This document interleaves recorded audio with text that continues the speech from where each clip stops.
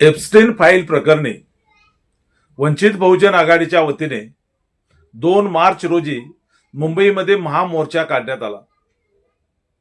वंचित बहुजन आघाडीचे राष्ट्रीय अध्यक्ष श्रद्धेय बाळासाहेब आंबेडकर यांनी प्रधानमंत्री नरेंद्र मोदी यांच्यावर यावेळी सडकून टीका केली। श्रद्धेय बाळासाहेब आंबेडकर संबोधित करताना काय म्हणाले ते आपण या व्हिडिओत पाहू। आपण पाहताय महाराष्ट्र संध्या न्यूज चॅनेल आवाज महाराष्ट्राचा। आता बातमी सविस्तर। हॅलो हॅलो आपल्या सगळ्यांचा असणारा पहिल्यांदा अभिनंदन करतो।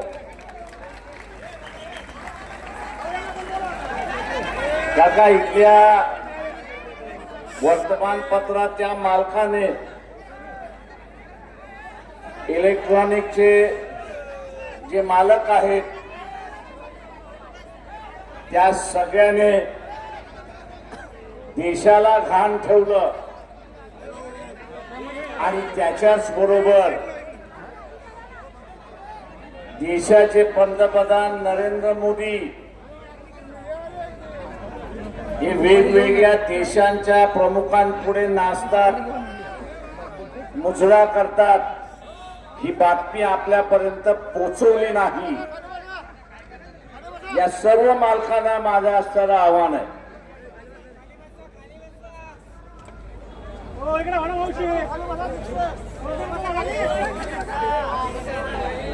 माझं या सगळ्या मालकांना असणारं आव्हान आहे की वेगवेगळ्या पद्धतीने लोकांचा असणारा राग हा शिगेला पोचताना मला दिसतोय। काश्मीरच्या प्रश्नावरनं पाकिस्तान बरोबरचे असणारे अनेक युद्ध झाले। या अनेक युद्धाच्या कालावधीमध्ये असेल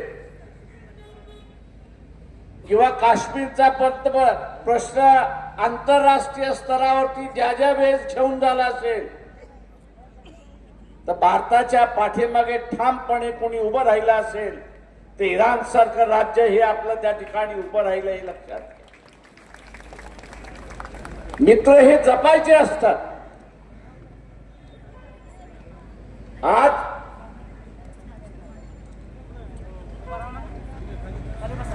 इराणवरती हल्ला झाला,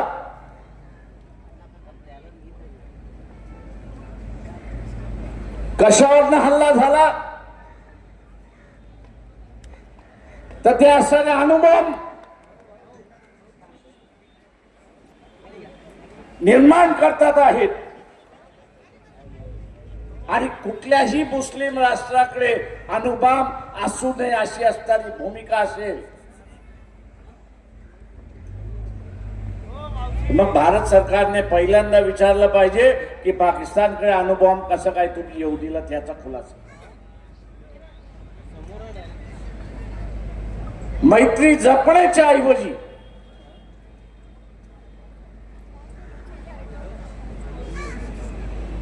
जे हल्ले झाले असणारी माझ्याकडची माहिती खोटी असावी असं मी स्वतः म्हणतोय।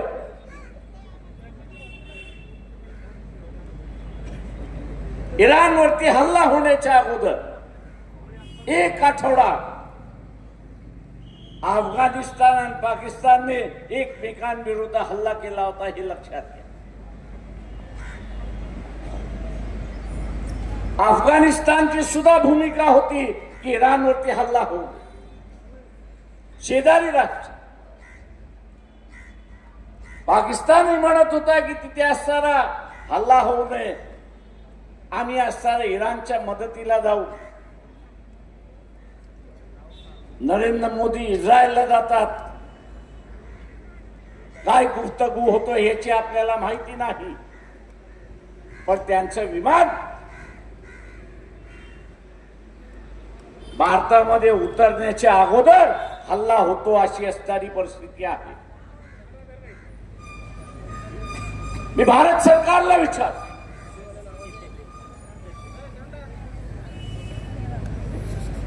की त्या इलाक्यामध्ये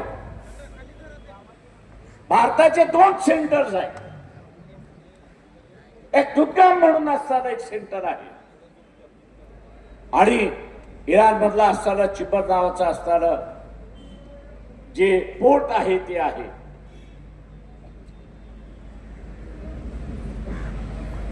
या हल्ल्याच्या मध्ये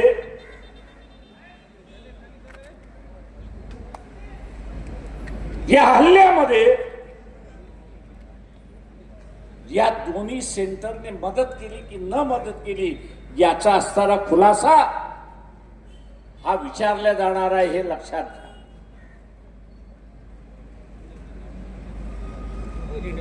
आज भारताची असणारी जी आर्थिक परिस्थिती मजबूत आहे, मजबूत आहे याचं एकच कारण आहे की जे आखाती देशामध्ये भारतीय नागरिक काम करतोय त्यांनी कमवलेला पैसा हा भारतामध्ये पाठवला जातो.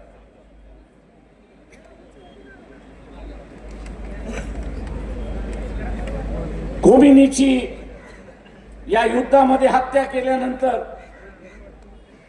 जे काय माहोल उभा राहतोय तो आपल्या लक्षात घ्या. एक याची मला जाणीव आहे की RSS आणि इस्रायल यांचे घनिष्ठ संबंध आहे.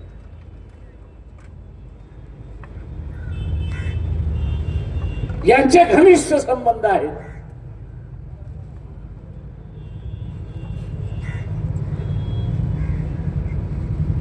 ते संघटनेचे संबंध आहेत, देशाचे संबंध नाही. देशाचं नेहमी धोरण राहिलेलं आहे की आम्ही कोणाच्या भानगडीत पडणार नाही आणि अन्यायाच्या बाजूने आम्ही राहणार नाही.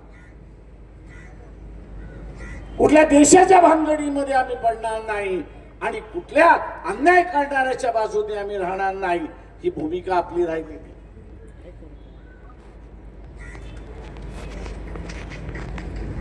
फिलिस्तीनच्या लोकांवरती ज्यावेळेस हल्ला झाला त्यावेळेस इथे मुस्लिम संघटनांना घेऊन आपण असा मोर्चा काढला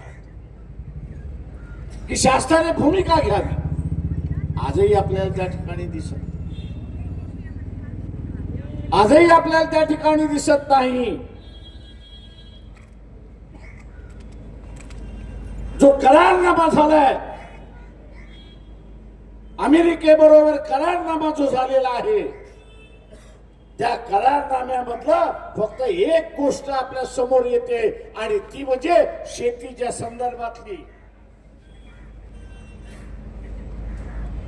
करारनामा फक्त असणाऱ्या शेतीच्या संदर्भातला झालेला नाही, तर त्याच्यामध्ये असं म्हटलेलं आहे, त्या करारनाम्याचा म्हटलेलं आहे, अमेरिकेची जी चिंता असेल, अमेरिकेचं जे परराष्ट्र धोरण असेल, भारताला त्याच्याशी जुळून घ्यावं लागणार आहे. भारताला काय करावं लागणार तर त्याला जुळवून घ्यावं लागणार, हे लक्षात घ्या. आणि म्हणून इथला असणारा मोहन भागवत यांना असताना आम्ही विचारतोय, आणि म्हणून मोहन भागवत यांना आम्ही असताना विचारतोय की हे युद्ध वाढलं तर भारताचा सैनिक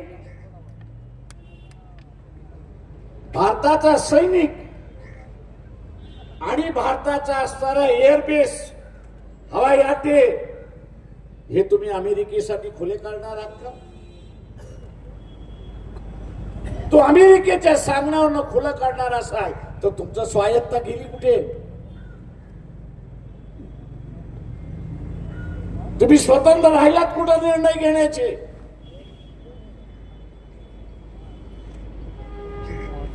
आणि आज पुन्हा या देशाला गुलाम करण्याची प्रक्रिया सुरुवात झाली आहे हे लक्षात घ्या. आर्थिक दृष्टिकोनातून गुलाम करण्याची, राजकीय दृष्टिकोनातून गुलाम करण्याची आणि या देशाचा असणारा सार्वभौम हे अमेरिकेकडे घाण ठेवण्याचा असा असताना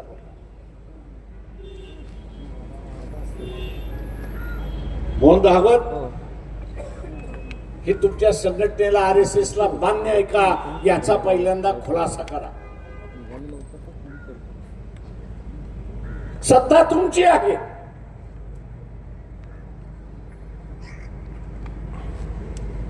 आमची सत्ता वेगळी राहणार. विथ अ डिफरन्स हा शब्दप्रयोग तुम्ही केला होता. आणि तुमचा करारनामा हा गुलामीचा करारनामा आहे, हा जाहीरनामा आहे असं मी त्या ठिकाणी मानतोय. बाबासाहेब म्हणाले होते की यापुढे पेनाच्या ताकदीतून असणारा देशाला गुलाम केल्या जाणार. पेनाच्या ताकदीतून असणारा गुलाम केला जाणार. आणि आज आपल्याला दिसतंय की एग्रीमेंटच्या माध्यमातून आपल्याला गुलाम करण्यात आलेला आहे अशी परिस्थिती. काही पक्ष म्हणतात की आम्ही असताना सभागृहामध्ये आवाज उठवतो. अरे त्या सभागृहामध्ये आम्ही सुद्धा आवाज उठवला.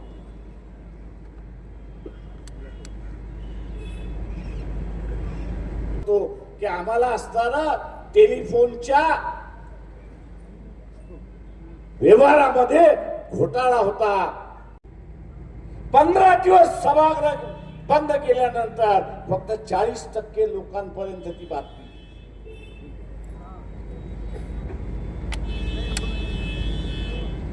पंधरा दिवस सभागृह बंद केल्यानंतर 40% लोकांपर्यंत बातमी गेली. तुम्ही असताना जी बातमी आजकाल सभागृह बंद करताय, सभागृहामध्ये आवाज करताय. मी लोकांना दोष देत नाही, पण एसटी नावाची असणारी फाईल काय आहे हे 80% जनतेला माहिती. त्या एसटी फाईल मध्ये मोदींचं नाव का आलं याच्याबद्दलही असताना माहित नाही. अमेरिकेबरोबर झालेला करारनामा हा फक्त शेतीपुरता मर्यादित नाही, तर इथल्या बँकिंग सेक्टर पुरता मर्यादित आहे नाही. इथला असणारा परराष्ट्र धोरणाबद्दल मर्यादित नाही, तर या देशाची पूर्ण निर्णय घेण्याची जी प्रक्रिया आहे, निर्णय काढण्याची असणारी जी प्रक्रिया आहे, याच प्रक्रियेला खेळ घालण्यात आलेला आहे. आणि सांगण्यात आलेला आहे की तुम्ही कुठलाही धोरण घ्या, त्या अमेरिकेच्या धोरणाच्या बरोबर असेल, त्याच्या विरोधात राहणार नाही. आणि तुम्ही जर विरोध केला तर आम्ही तुम्हाला 500% टॅरिफ लावू अशी असणारी परिस्थिती आहे. ज्याला या देशाची परिस्थिती माहित नाही त्यांना असं सांगतो, या देशातली 35% जनता अजून दारिद्र्य रेषेखाली जगते. अजून 35% जनता ही दारिद्र्य रेषेखाली जगते. बाजारपेठ आम्हाला शोधण्याची गरज नाही, जगाला भारतामध्ये बाजारपेठ शोधावी यावी लागते. फक्त या 35%पैकी 5%, या 35%पैकी 5% यांचं महिन्याचं उत्पन्न 10,000 आपण जर केलं, नुसतं 10,000 आपण म्हणतोय, 35%पैकी 5%चं उत्पन्न महिना 10,000 आपण असं गेलं तर या देशामध्ये मंदीची कधीच लाट येणार नाही हे लक्षात. आणि जगभरामध्ये बाजार शोधण्याची गरज नाही हे लक्षात घ्या. काका विकत घेणारा वर्ग हा 10,000 तुम्ही पैदा केलेला. मित्रो, दुर्दैवाने म्हणेल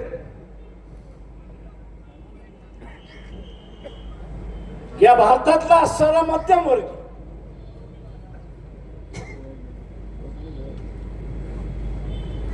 की खऱ्या अर्थाने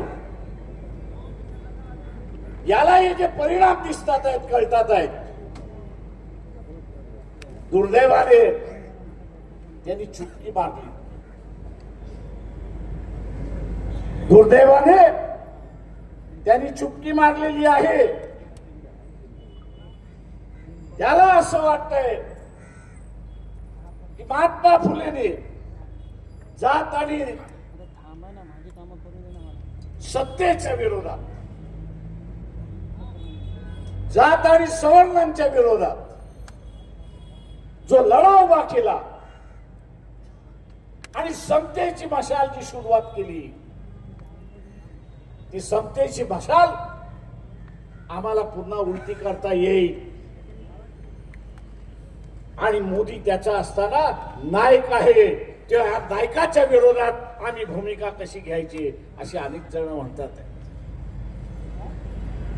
या सगळ्यांना सांगतो, जो करारनामा झालाय त्या करारनाम्यातल्या काही गोष्टी आणि मोदींची 4 महिन्यापूर्वीची भाषणं जर आपण असताना काढली तर विरोधाभास. एक काळ मोदी असं म्हणत होते की भारतातली बाजारपेठ ही भारतातल्या शेतकऱ्यांसाठी राखीव राहील, जगाच्या शेतकऱ्याला आम्ही खुली करणार नाही. 4 महिन्यापूर्वीची भाषा. एसटीच्या फाईल मध्ये मोदीचं नाव येतं आणि मोदी उलटा पडतो आणि सांगतो नाही, भारताची बाजारपेठ ही जगाला आता मोकळी केला जाणार.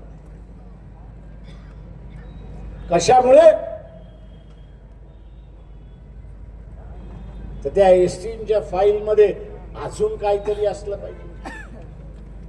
फक्त मोदीने मुजरा केला एवढीच फक्त माहिती त्या ठिकाणी आलेली आहे. म्हणजे इतर देश आहेत आणि तिथल्या असणाऱ्या राजकीय नेत्याने, तिथल्या असणाऱ्या राजकीय नेत्याने जे लहान मुला मुलींशी असणारा व्यवहार केलाय, त्यांचं शोषण केलंय. मोदीजी याचा खुलासा करा की तुमचं नाव तर त्या फायलिंगमध्ये नाहीये आणि ते नाव बाहेर पडू दे म्हणून तुम्ही देश विकायला निघालेला. आणि म्हणून फोन भागवताना आम्ही असं विचारतो की तुम्ही तरी गप का बसलात?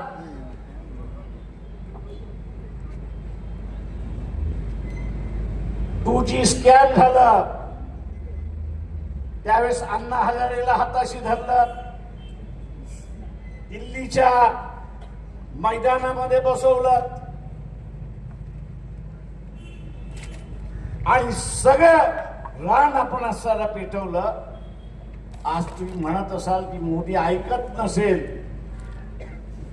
पुन्हा एक अण्णा हजारे उभा करा आणि त्याच्या विरोधात आंदोलन करण्याची हिंमत दाखवा.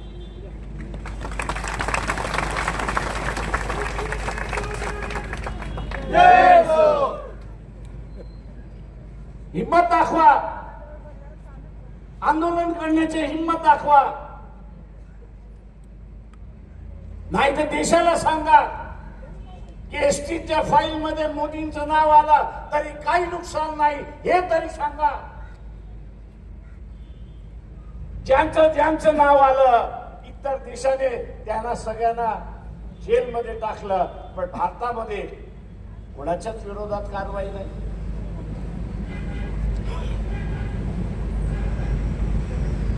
इथे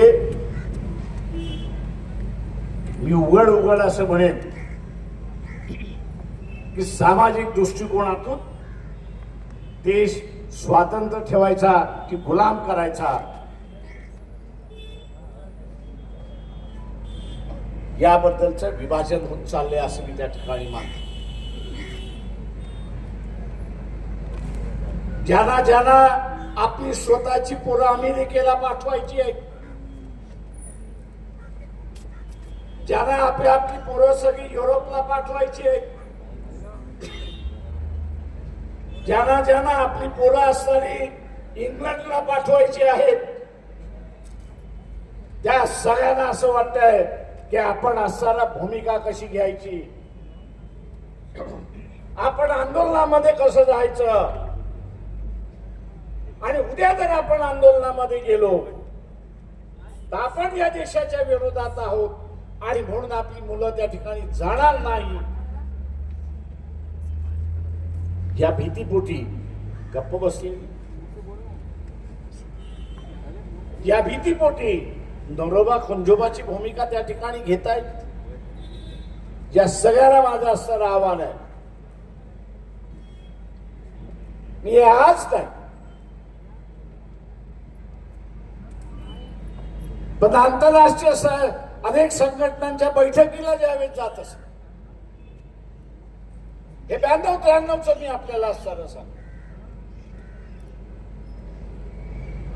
तिथल्या सगळ्या लोकांना असणारी एक भीती होती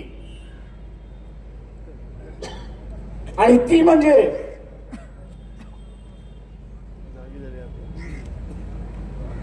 की आमची नागरिकांची संख्या कमी होत चाललेली. आमची नागरिकांची संख्या कमी होत चाललेली आहे आणि बाहेरच्यांना आम्ही येऊ दिलं आणि ते जर या ठिकाणी स्थायिक झाले तर आमची पुढची पिढी ही गुलाम झालेली असेल अशी परिस्थिती आहे. आणि म्हणून आम्ही बाहेरच्या येणाऱ्या लोकांना कमी केलेल्या अशी परिस्थिती आहे.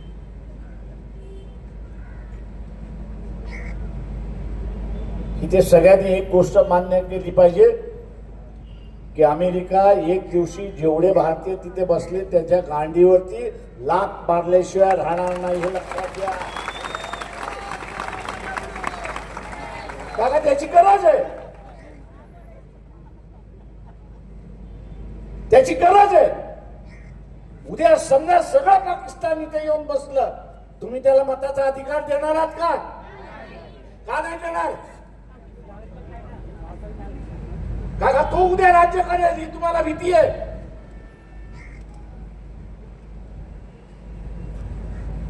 जसं तुम्ही स्वतःला सुरक्षित राहायला बघता तशा रीतीने इतर देशातली माणसं सुद्धा स्वतःला सुरक्षित राहण्याचा प्रयत्न त्या ठिकाणी करतात. आणि म्हणून जे येतील त्यांना आपण सांगितलं पाहिजे तू जेवढं कमवलंयस ना तेवढं पहिल्यांदा सांग. त्याच्यातले 90% तू जर देशाला देणार असेल तरच तुला नागरिकत्व मिळणार नाही तर अजिबात मिळणार नाही हे लक्षात घ्या.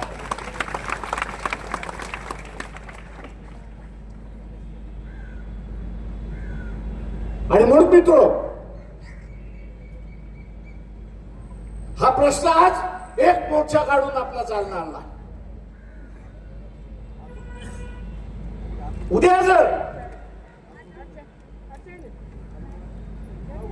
हा करारनामा आणि ज्याच्यामुळे आपण असताना सिंदूरमध्ये पहिले 2 दिवस पार खाल्लं राफेलची जी विमानं आहेत चालवणारा पायलट कमजोर नव्हता. ट्रम्प आणि फ्रान्सच्या राष्ट्राध्यक्ष यांची भांडणं होती. जोरदार भांडणं. पण आता त्यांची भांडणं मिटलेली दिसत आहे.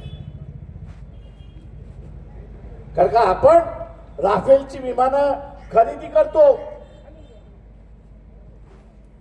पंतप्रधानांना आम्ही असताना विचारतो की तो सोर्स कोड द्यायला फ्रान्स तयार झालाय का याचा पहिल्यांदा खुलासा करा नाहीतर लोखंड घेतलंय असाच फक्त त्या ठिकाणी होणार आहे.